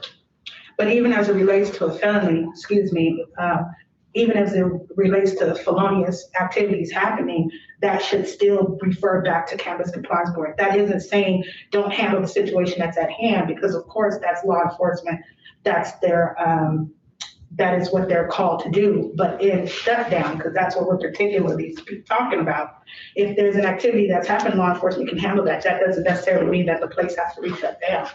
And that is specifically what I'm referring to, is shutting down, allowing the CCB to make that final decision, not taking away law enforcement being able to do their job. I didn't get the impression with our discussion that the shutdown was for any reason other than the immediacy of whatever act occurred there. Yeah, I think that's accurate. And, I think it's an area that's going to require further discussion, because you're obviously raising very good and valid points. And I think our friends from Metro raised some good and valid points as well. So what that balance is and what the role the CCB has to play in that, I think we weren't entirely sure of the resources that would be at the disposal of CCB in the state. But so that's kind of, we have this note here that this is a starting point, and leave it to Director Klimas of the CCB going through the workshops to figure that out. And I suspect, and I would certainly invite them to do that at the public workshops. I mean, I think it would be helpful to have, some Metro folks come forward and talk about sort of the circumstances they're envisioning. We didn't get into that a great deal, other than, as Director Tagliati said, it was very important to them if the situation arose. But at least in my mind, this is like really bad stuff going down, right? Where it's like, we've got to shut this down because people are in danger, whether that's an ongoing, that's a criminal act that happens or some other reason. So it'll have to be worked out. And then of course the local governments are going to come up with their own codes, and they may have that ability under the local license as well. That was my take as well. It wasn't related to the business operation itself. It was just some incident that may have occurred, and they wanted the ability to say, okay, stop serving while we're investigating something that's right in front of us. So presumably a serious incident, just like if there were a fire. Stop working. I guess they should, the word suspension. It's that word. So whatever it is, as long as the suspension, as the industry, we associate with CCB. That's the governing body.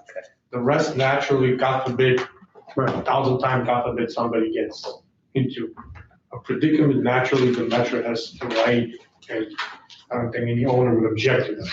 But the suspension, because the way it's written, the suggestion, suspension of a license, I think that's kind of the verbiage. I think can obviously can be changed, and you guys can do that. I think when you have discussions with Metro about what their concern is when they approach a business, this was the take I got on it was, this is our protocol when we approach a business where something bad happens, and this is a 911 type of thing.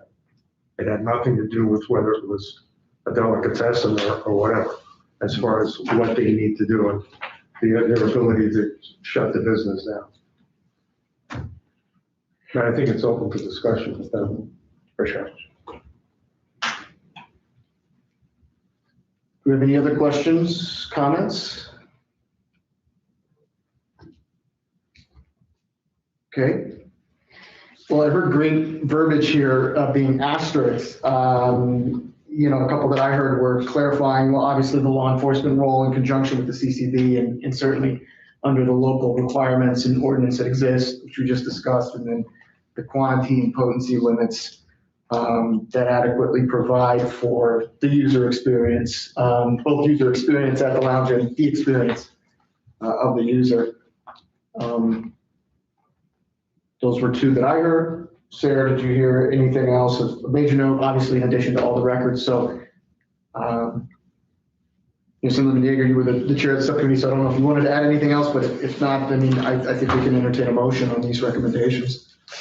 Yeah, there wasn't anything else I wanted to add, but I guess since I made the first motion, I would make a motion to accept these recommendations with sort of the discussion that was was brought forward by commission members about those particular areas where we still have some concerns and need to figure out precisely how this is going to work. I second that motion. Great, so we have a motion, we have a second. Any additional discussion for the record on the public safety recommendations? All right, all those in favor, please say aye. Aye. Aye. All those opposed, say nay. All right, so these recommendations pass unanimously. Thank you again, Chair Yeager, for your work on that, and the entire subcommittee, Director Tagliati as well. Thank you for the public safety recommendations. So we'll move on to agenda item 3C. This is the Subcommittee on Social Equity, Diversity, and Inclusion. Commissioner Goins, you chaired this subcommittee. Thank you for your work on that, and I will turn it over to you to give us an idea of what your subcommittee discussed and what we're looking at today. Thank you very much. I want to first give a huge thanks to the members that contributed: Brian Scott, Dallas Harris, Kima Ogden, and Tina Ullman. We did have 5 meetings, I believe it was 5, and they were very spirited conversations. Social equity, diversity, and inclusion is a hot topic for the nation, so it wasn't anything less for this area. I also want to just say thank you to Miss Sarah, because she was a huge help for me moving the meetings along and then also holding me accountable. So thank you very much. Social equity applicant eligibility, all of these were voted unanimously by all the subcommittee members. Social equity applicant eligibility, social equity applicants will be determined via a pass-fail process before submitting their full applications. What we're hoping is that with doing this, it minimizes people's anxiety levels, and it also offers a space where they can get the full application in, but we don't have that process of everybody's just wondering if it's right or if it's not. The application fees will be 75% fee reduction for social equity applicants and 50% fee reduction for immediate family members, which I'll explain a little further down. Social equity applicants are identified as persons who have at least 51% ownership in the business. And it's just owners. There is, the board did not want board members or any adjacent membership to be included as a social equity applicant. They only wanted owners to be included as an applicant. So, and that person had to have 51% of the business. They have resided in Nevada for no less than the previous 5 years in a zip code where 75% of the children are participants in the federal free lunch program. There's a high arrest rate, and or at least 20% of the persons have received SNAP benefits. Member Brian Scott brought in some literature. We had some research done, and so these criteria are pretty consistent with some of the other states that have social equity applicants. And so we just wanted to kind of be consistent with that. I do want to say that I'm working with the Cannabis Compliance Board to help identify current high risk areas, because that's just not any data that has been easy to find in Nevada, but there are some unique data gathered that information can be extracted from. And then they would have to be one of the following: have a nonviolent and or misdemeanor cannabis related offense, or be an immediate family member identified as parent, sibling, or child was formerly convicted of a cannabis related offense and has lived in or currently lives in a zip code where, and these are consistent with the qualifications for a social equity applicant above. We've asked that there be prohibitions of application stacking, and what that means is an owner can't put in multiple applications to be considered. Social equity licenses to remain social equity licenses. In the event of a transfer of interest, CCB will distribute licenses to a new social equity eligible applicant, because the regulations allow for the social equity applicant to sell the license after 2 years. And so we wanted to make sure that those licenses stayed in that program. Diversity applicant certification. To be considered a diversity applicant, certification must be obtained through the CCB, approved through certification boards. I just want to make sure that I got a lot of phone calls about this yesterday. My phone was ringing consistently. And I want to make sure that everyone understands that the certification that we're asking has to do with specific diversity applicant. It is not considered for, you do not have to have that for social equity to be considered a social equity applicant. So the defining factor of those is what's been listed above, and the approved certification boards is for diversity applicants specifically. But these are our recommendations. I believe that that's it, yes. Diversity should be identified as women, minorities, veterans, and those with disabilities. These, compared to everyone else's subcommittee, I feel like I just really didn't have to do that much work. However, if you watched any of the meetings, you realize there was a lot of work, and a lot of time, and a lot of conversation given to this. And so these are our recommendations. Any questions? I have one. Yeah, thank you for chairing this, by the way. I think you did have some very spirited discussions, so I enjoyed tuning in. On subsection 3, which is your definition for social equity applicants, are A, B, and C, those are all requirements? You've got to meet all 3 of those bullet points, I'm assuming? So you've got to be 51% ownership, you have to meet B, and then one of the things that are in C? Yes. Okay. And then just kind of a question. So for the social equity applicant itself, under Roman numeral 3 subsection B, it talks about have resided in Nevada for no less than the previous 5 years. But then when we go to like immediate family members, okay, so the immediate family member one though, under subsection C, that talks about has lived or currently lives in a zip code. So I just kind of wondered what your thought process was in terms of where the applicant was living, where the family member was living, and then if there was any sort of consideration for where the business itself might end up being located. We didn't give any consideration to where the business itself would be located because we didn't want to box in the social equity applicants, and we didn't want that to be a qualifier for a social equity applicant. And then as it relates to the siblings, we didn't have that conversation. So most of it had to do with just trying to make sure that the social equity applicants were Nevada residents on immediate family member and on just a social equity applicant. But I think that there could be, I don't want to loosen any of this, right? Because we also want to identify these persons without it being too restrictive, but also having people come in. But for 5 years, if you currently live in that area or if you have lived in that area, it had to do with more of trying to have a broader scope of people, of persons, because we realized that in other states, the criteria was so, what's the word I'm looking for? Strict. Yeah, it was so restrictive that they didn't have enough applicants. And so this was our way of trying to loosen the restrictions to attract more applicants. If that answers your question. Yeah, I guess my question on subsection B was, I read it to mean that in the prior 5, at least for the prior 5 years, you had to live in a zip code where where one of these 3 things is occurring, but I'm not sure if you might have said differently. If you previously lived in an area, but now you live in an area that's not one of these zip codes, but you lived previously in an area that would qualify for 5 years, do you still qualify as a social equity applicant, or do you have to currently live? No, you would still qualify if you current or if you have for 5 years. Okay. Because that's the reason why you have to have had one of the other following.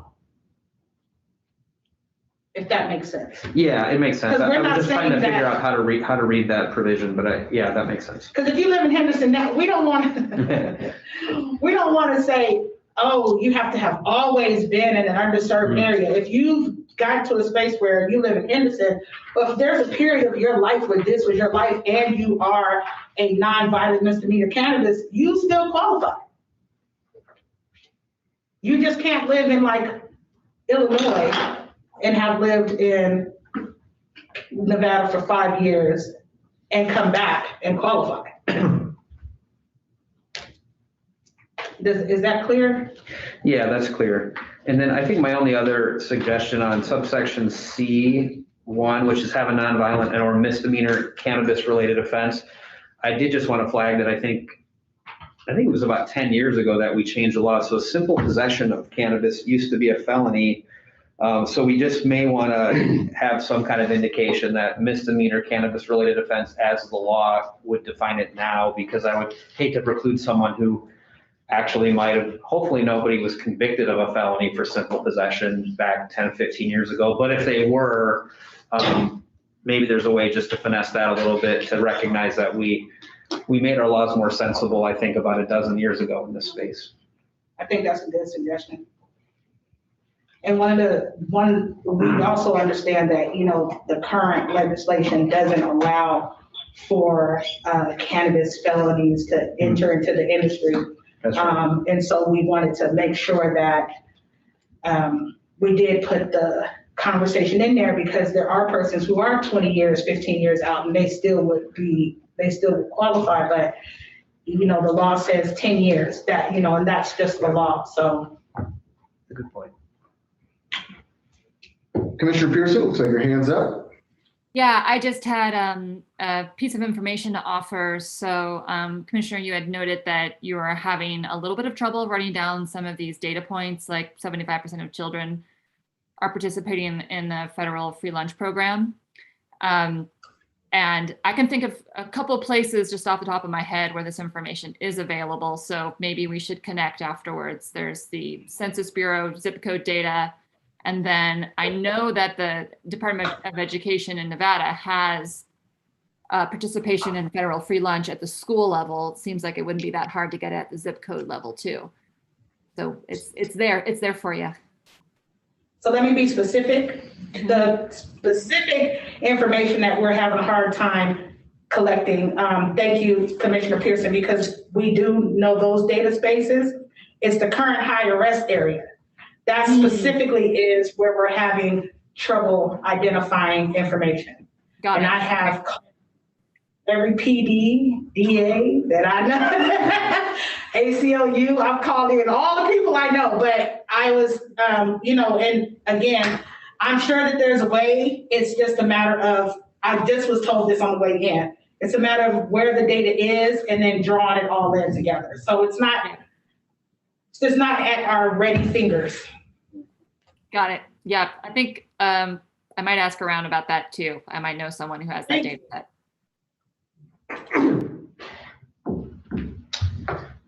Any other questions? Commissioner Nickman. Thanks for great work and very entertaining. That was great. I have more of a general question. I think this is a very sensitive and very, for me personally, I think this is an overall for the industry, it's a very important topic. Per se, and I think it's responsibility of the board. The licenses that will be handed to these companies, we want to make sure they succeed. Otherwise, there's no point. We are setting up someone for failure. I think it's a waste of time and it's just morally wrong today. With that said, when I looked at these things, and I read this page probably 4 times at least, and I've spoken to some people here in town and kind of just tell me if I'm crazy, something along those lines.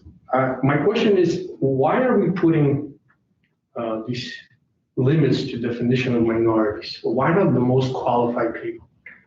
Why someone who struggles and just goes through things, and all of a sudden they don't meet these criteria, and they can't apply for these things? So I want to do a little bit of homework, because sometimes I can't sleep at night checking my kids' homework. There's a program called DB. It's a Disadvantaged Business Enterprises that's being used at all federal airports, specifically to attract minority-owned businesses. They're quite successful. But when I read through it, and I did, there were no limitations like these. is basically minority. So my question is, are we creating, we have to take one thing into consideration, that these lounges, licenses that we're looking at, they need to be competitive with the rest, right? Where you need to have skillful people. You need to have finances, regardless of we don't live in a perfect world. And just this to me seems like it's either there's going to be a lot of under the table deals, which we don't want, or these companies will potentially struggle. So my question is, why these limitations? Why not just say, well, it's open for minorities and, let the best person, woman, man, doesn't make a difference who it is. Let them have a fair shot. That's an excellent question, and I'm glad you asked. Part of the reason is because there has been a huge iniquity as it relates to cannabis, past cannabis policies. The ACLU says that still to this day, African Americans and Latin Americans are 3 times more likely to be arrested on cannabis offenses. There has been decades and decades of trauma that has been induced to these communities, Black and Latins, based on cannabis alone. Although we like to not say that it is a race issue, unfortunately, cannabis policies have shown up as a race issue, specifically as it relates to Black and Latin people. So this conversation is important because we should want to offer an opportunity for that trauma to be reconciled. What I'd like to see more along what you said is some more education points, some more sustainable marketplace. That is something personally that I have taken on as an individual to ensure that there is sustainability in this. However, I agree with you. We should have the best and qualified persons fit this. What that really means is that because there has been iniquities and there has been a trauma that has been induced into these persons, we should be supporting them and building in infrastructure where we can provide education and we can provide opportunities for sustainability. So although I don't agree that this should just be open to minorities, I do agree that you are right, that we are not invested in a sustainable model, and that, yes, there will be a space where they will not be able to compete because of finances. And I see that more as a state issue than I see it as an ownership issue. I think that we're doing these persons an absolute unjust by not competing, not giving them infrastructure for sustainability. But this is where we are. This is what the language says. There hasn't been dollars made available. There hasn't been education made available. And so what this subcommittee has tried to do is put in a format that will, at the least bit, provide some kind of space that says, you don't just have to be a consumer, you can also be an owner. Correct, but one of the things that my concern is that the disappointment, you go through all the stuff and you're fortunate enough to get this license.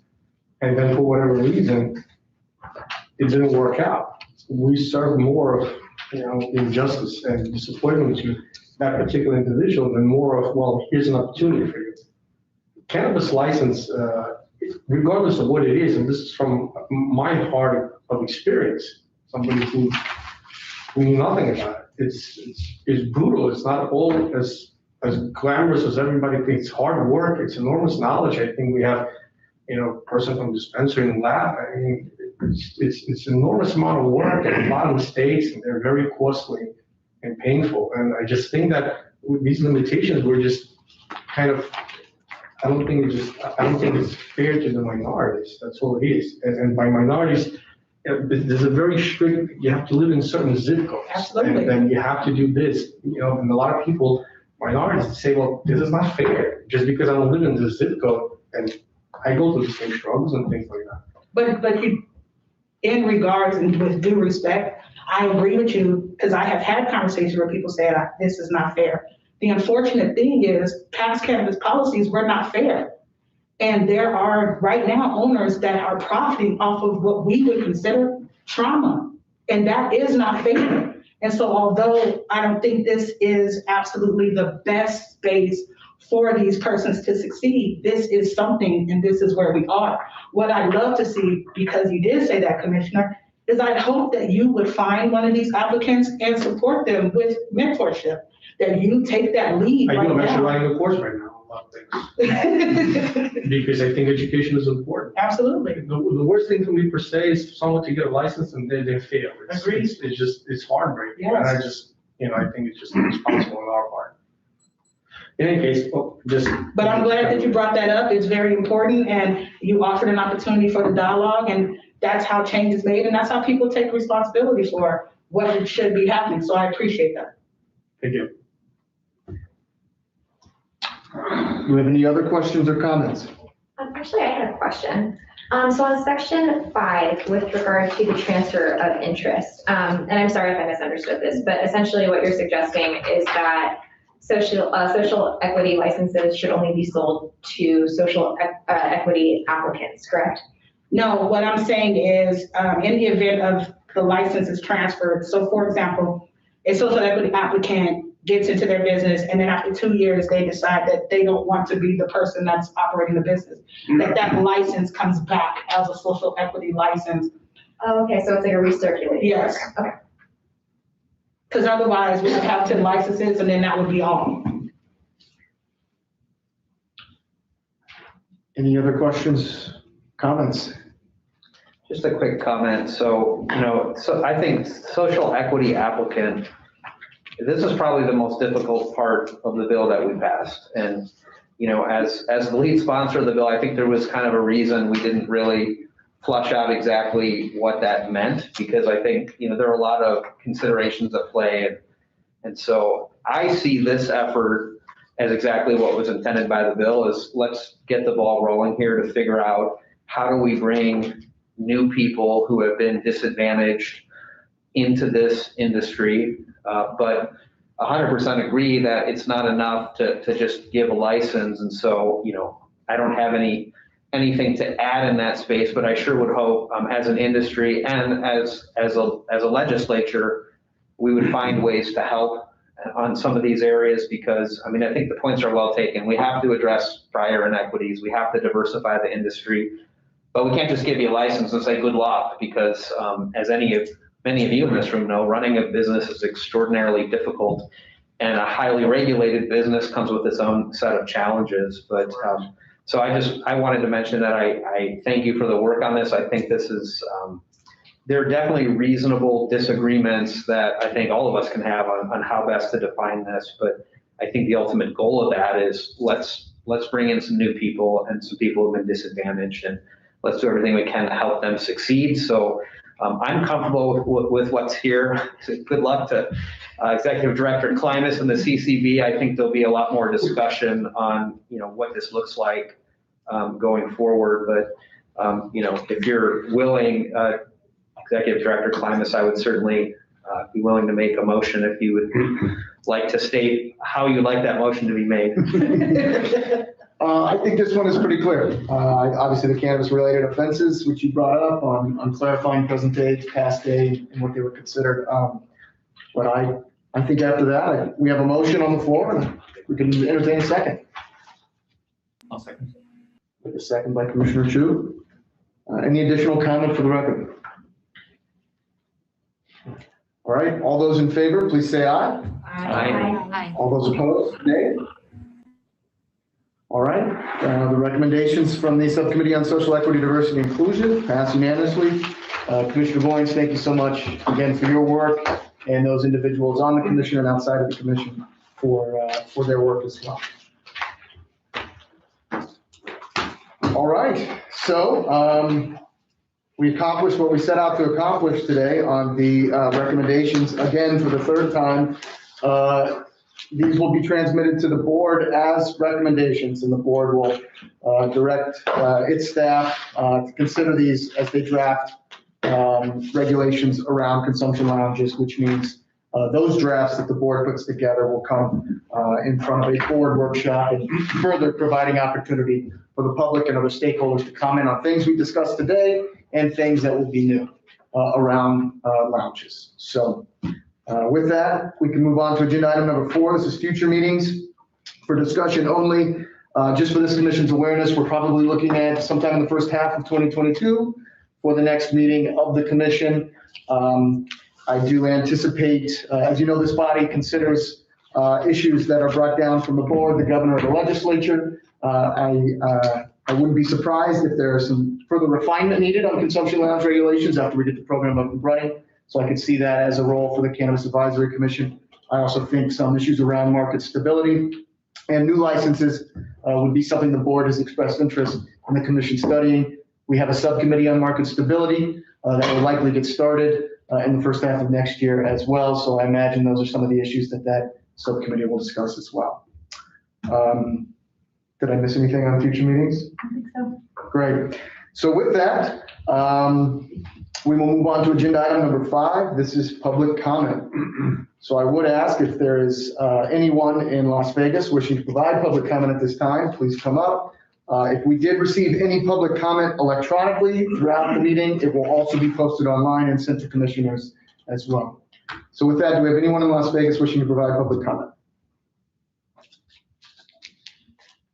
All right, seeing none. Before adjourn, thank you all for all of your work. Again, I will say, I think this is the exact reason this advisory commission was created in 2019. I appreciate everyone here and I appreciate the work that you put into it. So with that, I'll take a motion to adjourn.